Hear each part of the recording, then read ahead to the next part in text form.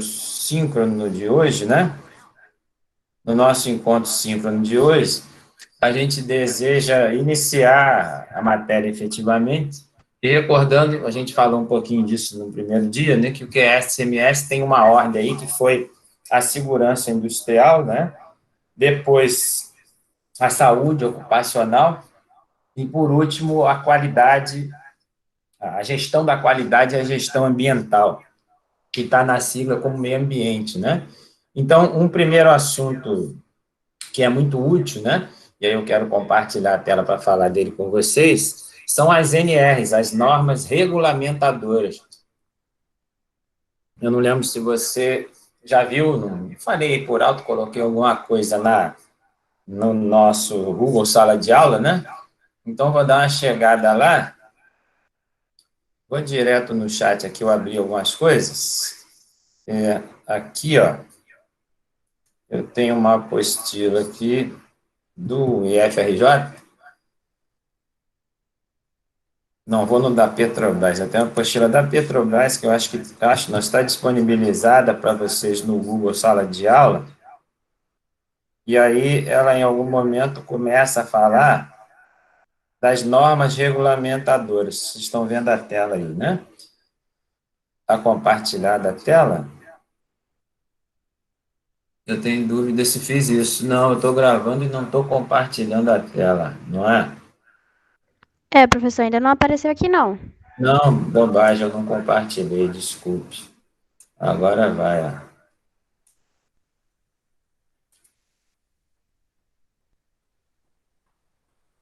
Agora vai.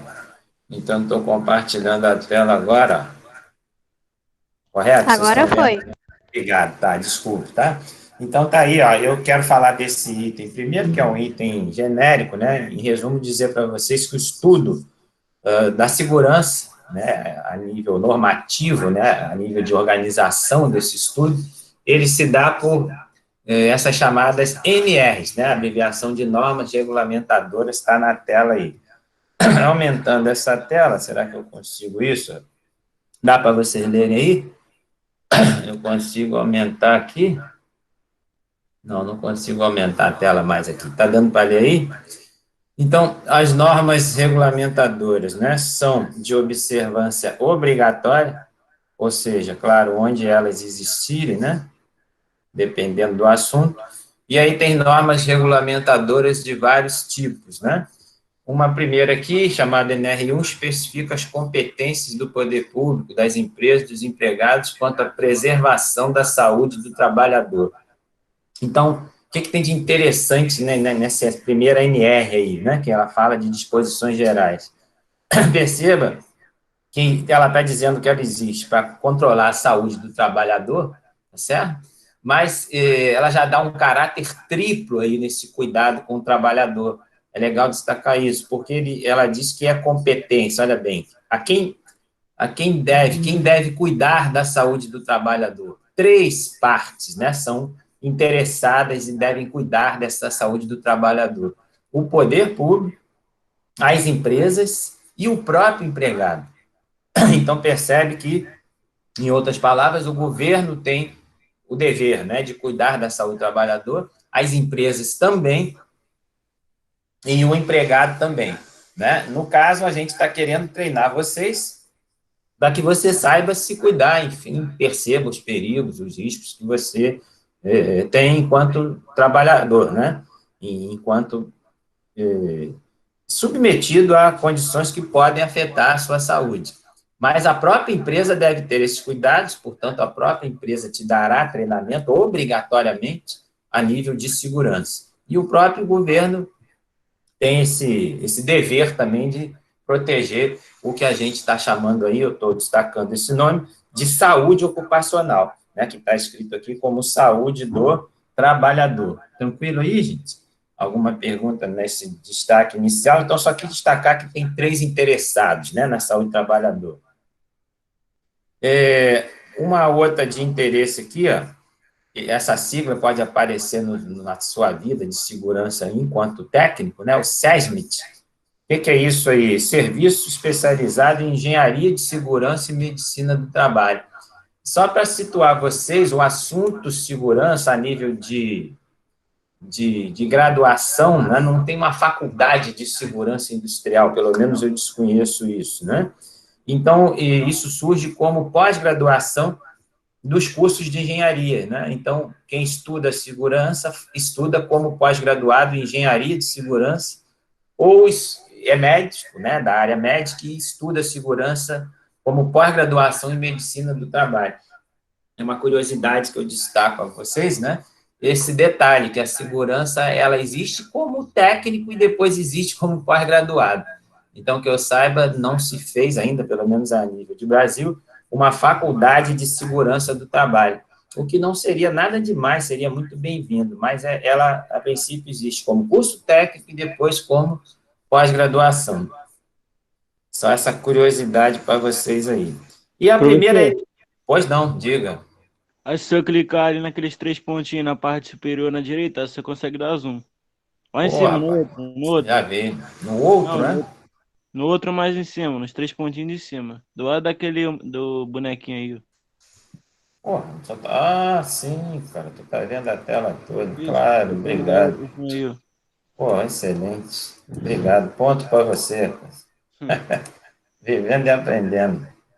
Muito obrigado, cara. Valeu. Então, voltando aqui, ó, muito melhor, né? Eu ia dizer para vocês que essa NR aqui é a primeira que a gente vai ter interesse, então vou passar uma atividade para vocês fazerem sobre CIPA, né? Mas o que seria a CIPA, Comissão Interna de Prevenção de Acidentes. E aí tem uma NR, que é essa NR simples, NR5, perdão, norma regulamentadora 5, trata das exigências, critérios para como ter essa comissão dentro do local de trabalho.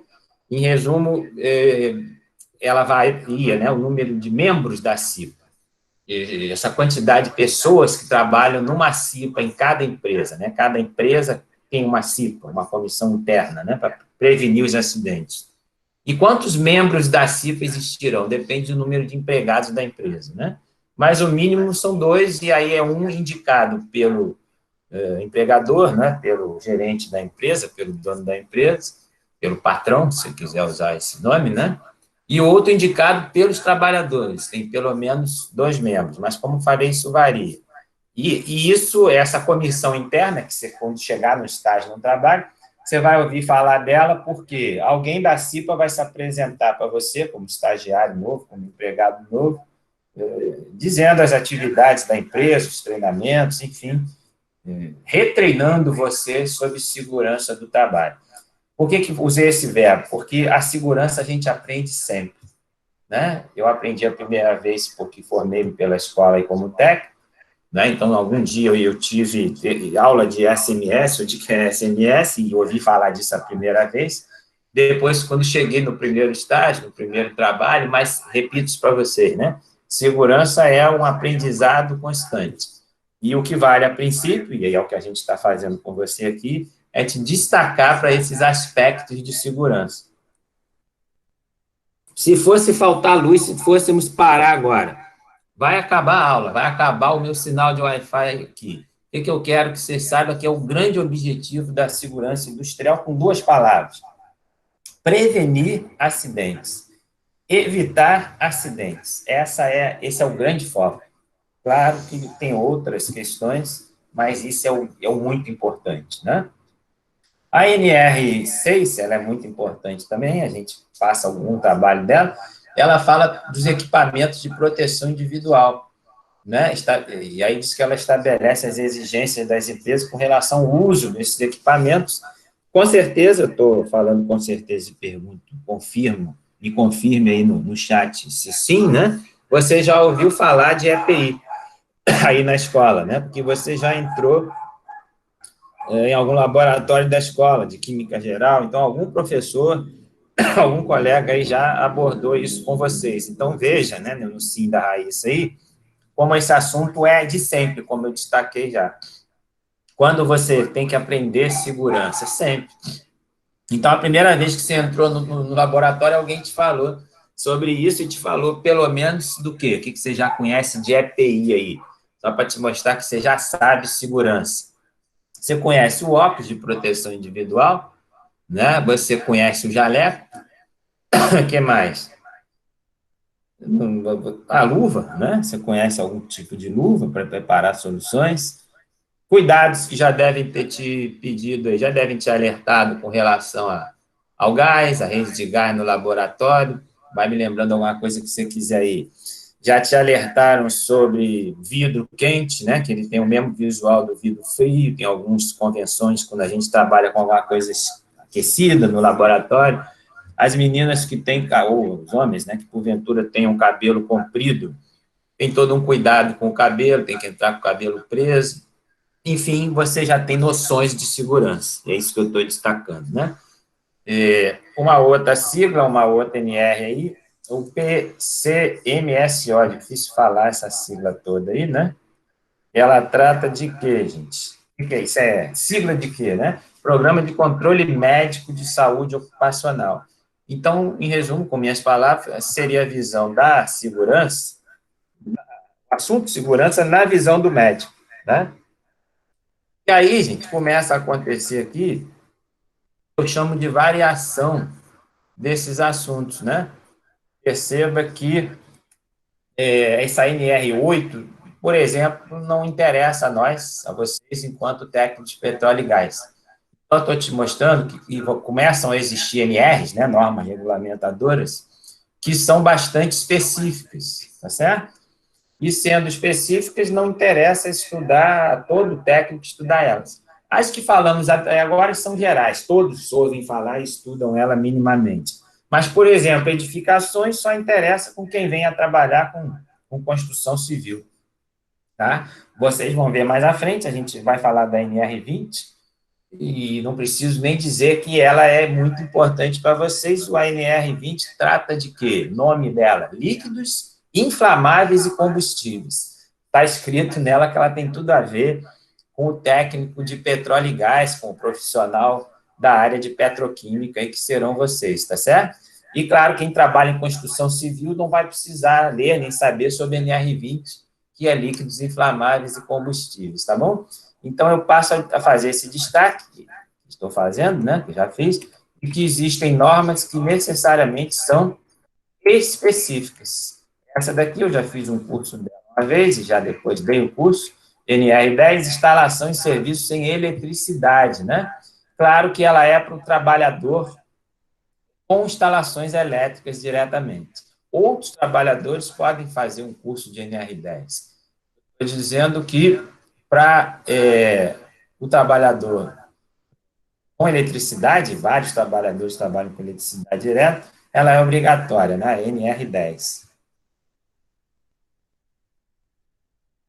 Essa 11 é específica, máquinas e equipamentos é específica, essa NR3 você poderá fazer cursos na sua carreira profissional delas. A gente pode comentar minimamente, mas não é um foco inicial do curso. Mas por que eu disse que você poderá vir a se especializar nela, ou pelo menos ser obrigado a fazer um curso de caldeiras e vasos de pressão? O que são caldeiras e vasos de pressão, né? Então, os aparelhos, né, são maquinários, né, que existem, instrumentos, é a melhor palavra, né, que existem na indústria e nas plantas petroquímicas para gerar vapor. O que é vapor? É água quente, ou melhor, muito quente, né? E aí tem uma pressão elevada envolvida e tem toda uma segurança, ao contrário, se não existia segurança, tem todo um risco envolvido quando você trabalha com caldeiras com elevada pressão, né? Então, isso está na petroquímica direto. E vocês têm certeza que está gravando? Só uma pergunta. Está gravando, o gravando some ali a tela. Curioso isso. Tá bom. Dúvidas até aqui, gente? Vocês querem falar alguma coisa? Eu queria falar dessas NRs a princípio. Sigo buscando algumas aí, ó. Só nessa apresentação inicial. Vou direto para que eu falei, eu comentei com vocês, a NR20, olha lá, do curso de vocês, né? Líquidos combustíveis e inflamáveis. Veja o que ela fala, especifica as exigências para manuseio e armazenamento de líquidos combustíveis inflamáveis, inclusive o gás liquefeito de petróleo, que é abreviado GLP, né, na indústria, que é o gás de botijão no popular. Então, eu não queria entrar aqui em nenhuma NR especificamente, mas queria dar essa apresentação em que o mais importante que eu falei, primeiro, lá no início, falei que tanto o governo como o empregador, né, o gerente da fábrica, como você, enquanto empregado, essas três partes são interessadas no assunto segurança. E sobre as NRs, o destaque importante é que a gente tem algumas gerais e algumas específicas, tá bom? A gente passa nas próximas aulas a falar de algumas delas aí. Fiquem à vontade para me interromper. Eu quero seguir aqui mostrando para vocês uma apostila que eu separei que está no Drive aqui. Não está aqui, ó. Tem que sair aqui. Ela está... agora aumentou a dica do meu amigo aí, ó, que eu agradeci a ele. Eu tenho que controlar o zoom aqui, ó. Certo? Eu estou querendo mostrar isso aqui, que é uma apostila do FRJ cedido por colegas professores de Santa Catarina, né? E aí, tem um início aqui interessante, deixa eu ver o que eu quero destacar para vocês. Esse item aqui é muito importante vocês saberem, né? Porque podem...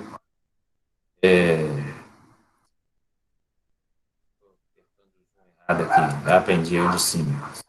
Podem, você, o trabalhador, você, o empregado, não sabendo, você levar desvantagem em desconhecer isso aqui. Veja que importante isso aqui, gente, da legislação, ó, sobre o EPI, né, do equipamento de proteção individual. A empresa é obrigada, né, então não é opção da empresa, ela é obrigada a fornecer aos empregados gratuitamente EPI, equipamento de proteção individual, tá? Adequado ao risco, em perfeito estado de conservação, sempre que as medidas de ordem geral não ofereçam completa proteção contra os riscos de acidente e danos à saúde dos empregados. Perceba que tem um condicionante aí, né, que é sempre que as medidas não oferecerem completa proteção. Mas quem decide isso? Percebe como isso é subjetivo? Quem vai dizer, não, realmente você não está protegido, precisa de EPI? Por isso que é importante você ter noção dos riscos, entende?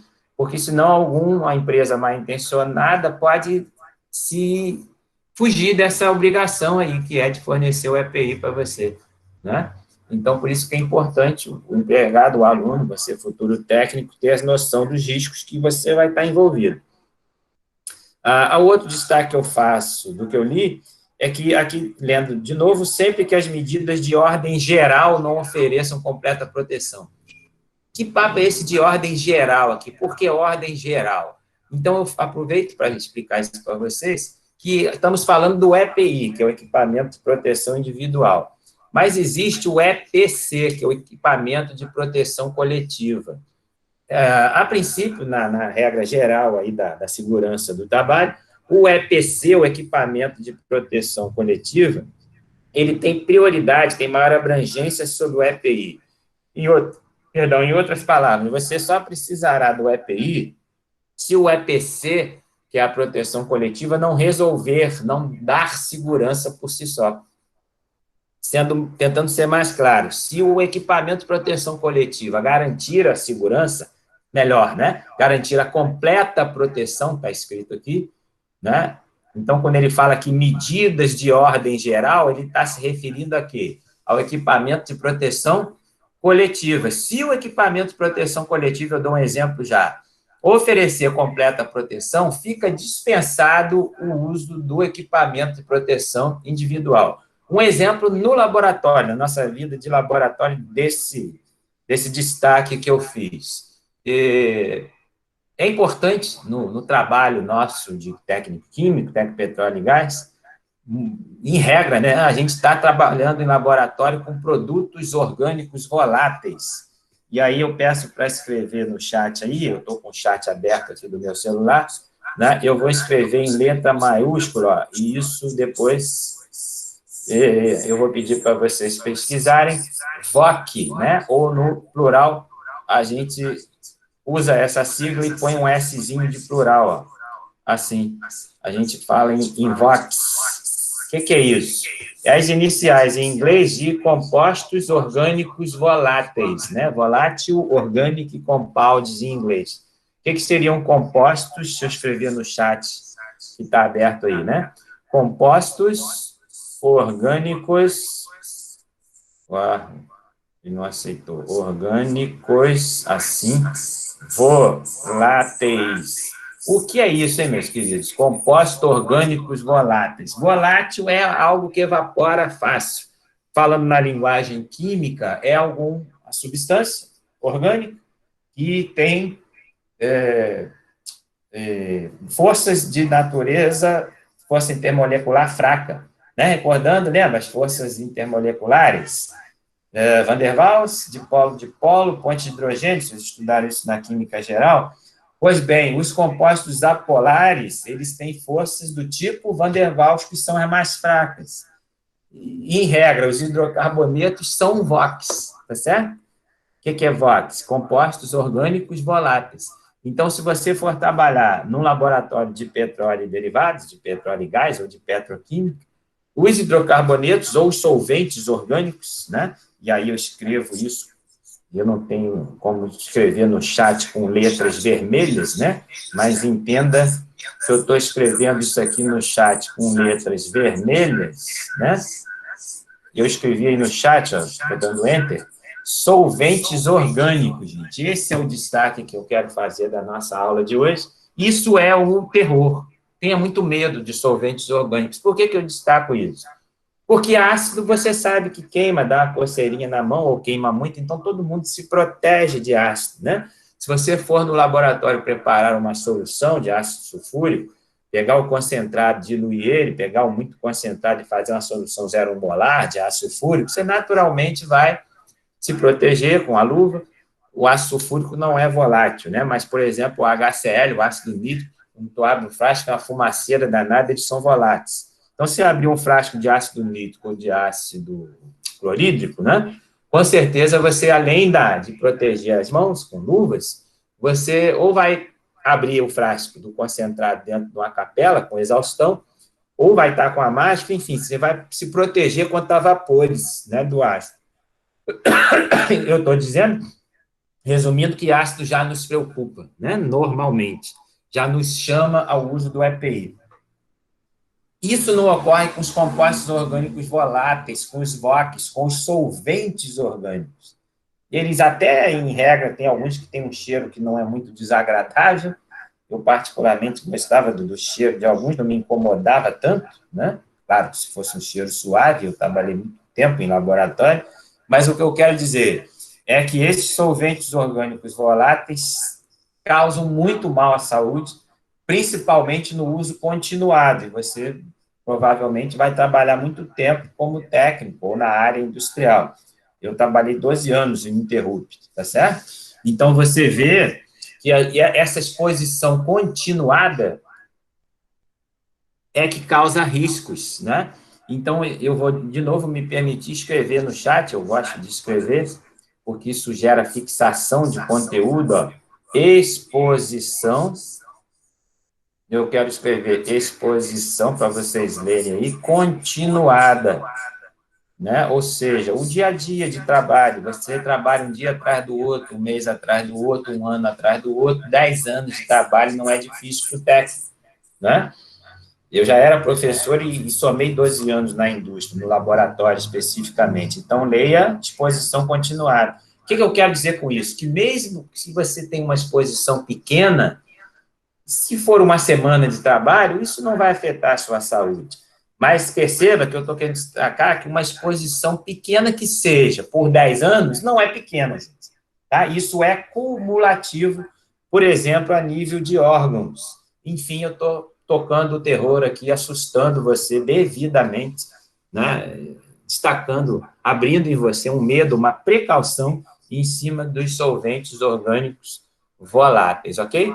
Se vocês gravaram e ficaram com medo disso, eu estou feliz, eu estou querendo chamar a atenção sua na sua vida profissional para os solventes orgânicos voláteis. Resumindo, você só deverá trabalhar com eles, para fechar esse assunto com o que falamos até agora de EPI e EPC. Então, do que eu falei de EPI e EPC, o EPC é prioridade, tá certo? Então, o equipamento de proteção coletiva que nos protege dos VOCs. Estamos falando um linguajar já de segurança, né? Vocês já estão falando com a língua da segurança do trabalho e com a saúde ocupacional e com a química. Eu estou destacando para vocês, espero que estejam entendendo, me interrompam qualquer dúvida, que os compostos orgânicos voláteis, VOCs, né, eles, na exposição continuada, causam um risco sério à sua saúde ocupacional. Mais à frente, a gente vai ver uma classificação de risco, vai ver que é uma classificação de risco químico. Então, eu estou assustando vocês, querendo preveni-los, com os compostos orgânicos voláteis, ok? E, a princípio, qual seria, foi a pergunta que eu fazia, os EPCs, equipamentos de proteção coletiva, que podem nos proteger do composto orgânico volátil? O ar refrigerado. Um laboratório com 20 graus Celsius, a exposição aos solventes, né, que evaporaram, que entram no seu corpo por inalação, eu não tinha falado disso ainda, né, estou assustando vocês com o composto orgânico volátil. Por que ele é perigoso? Porque ele tem duas entradas possíveis no seu organismo. A principal e mais perigosa, por inalação. Né? Então, aquele papo no ambiente de trabalho, seja você trabalhando no laboratório ou na indústria, ou no laboratório ou no chão de fábrica, né? Na operação, como operador petroquímico ou de petróleo e gás, ou em laboratório. Se você está sentindo um cheiro, mesmo que suave, de compostos orgânicos, isso já é uma exposição. Se você pretende trabalhar por muito ano, está a exposição continuada. E eu estou destacando que a entrada principal no organismo é por inalação. Existe também uma entrada pela pele, gente. Que coisa esquisita pensar isso, né?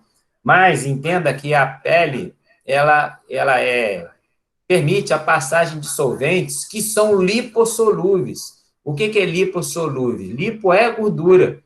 Então, solúveis na gordura, ou seja, passam pela pele, ou pelo menos ficam absorvidos na pele e podem entrar no sangue no seu corpo.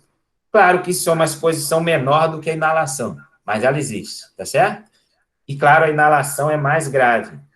O final desses acumulados de solventes orgânicos no seu organismo é no fígado, tá certo? E o fígado é um órgão central na sua saúde.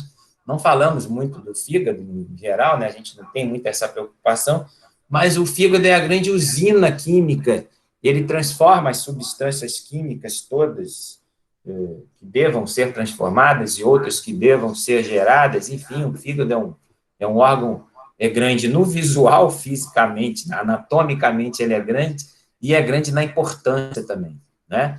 E ele perde toda a função dele, ou fica muito prejudicado se um composto orgânico que é lipossolúvel, solubilizar o fígado. Claro que eu já estou falando de graus de contaminação elevados, mas lembre-se que no popular tem um ditado que fala que de grão em grão a galinha enche o papo. Então, é o que eu destaquei no chat, estou lendo, de novo, a exposição continuada, mesmo que em pequenas doses, gera um acumulado. E esse acumulado é no seu fígado, isso gera várias doenças ocupacionais, tá bom? Então, como evitar isso? Com o ar refrigerado. Se você estiver trabalhando numa área industrial ou no laboratório com solvente orgânico, isso é a regra do Tec Petróleo e Gás, tá certo? E do Tec em Química, que foi que eu trabalhei. Se o laboratório tiver a 25 graus para cima, beirando os 30 graus, sem refrigeração, você vai estar inalando esses compostos diretamente, num valor já arriscado, num valor perigoso. Então, a refrigeração é um equipamento de proteção coletiva, ok? O outro, qual seria? A própria capela, né? Aquela exaustão que existe nos laboratórios. Então, mesmo com um laboratório refrigerado, é um cuidado obrigatório que você deve cumprir enquanto empregado e o coordenador seu, o chefe imediato seu, deve exigir de você. Você só abrir um frasco de composto orgânico volátil dentro da capela com exaustão, ok? Isso vale para a sua escola na sua vida de estudante. numa iniciação científica que você faça, num estágio na escola. Então, o que é solvente orgânico volátil? Etanol é? Sim. Isopropanol é? Também. Benzeno, tolueno, tá? Álcool metílico. Os compostos orgânicos, em geral, são VOCs, né? Compostos orgânicos voláteis, com esse papo todo que eu destaquei. Então, equipamento de proteção coletiva, os dois principais. O laboratório refrigerado e, mesmo refrigerado, só abrir esses frascos dentro da capela com exaustão ligada. Tranquilo? Muito importante esse momento da nossa aula. Eu fico feliz se vocês gravarem isso para a vida profissional de vocês. Isso é o EPC, o equipamento de proteção continuada, o ar refrigerado e a exaustão. E, na ausência de um desses, você teria que estar usando o quê? Máscaras faciais com filtros de VOCs, de compostos orgânicos voláteis. Esses filtros, por exemplo, são obrigatórios para o operador petroquímico que trabalha na área industrial, né? E, claro, na área industrial não há refrigeração a 20 graus, então ele necessariamente tem que usar o EPI, porque não vai ter um EPC lá que dê conta da inalação que ele vai ter desses VOCs se ele estiver num lugar a 40 graus, por exemplo, tá? E eu necessariamente acho importante dar uma parada, não sei nem se estourou o nosso tempo de aula, mas para falar com vocês, para perguntar a vocês do que eu falei até agora. Então, vou parar a partilha para a gente se ver, para pelo menos vocês me verem aí, ó. E também é útil dar uma travada na gravação, sendo que eu posso voltar ela, dependendo da pergunta de vocês aí. Então, me permitam encerrar a gravação e abrir para um bate-papo com vocês,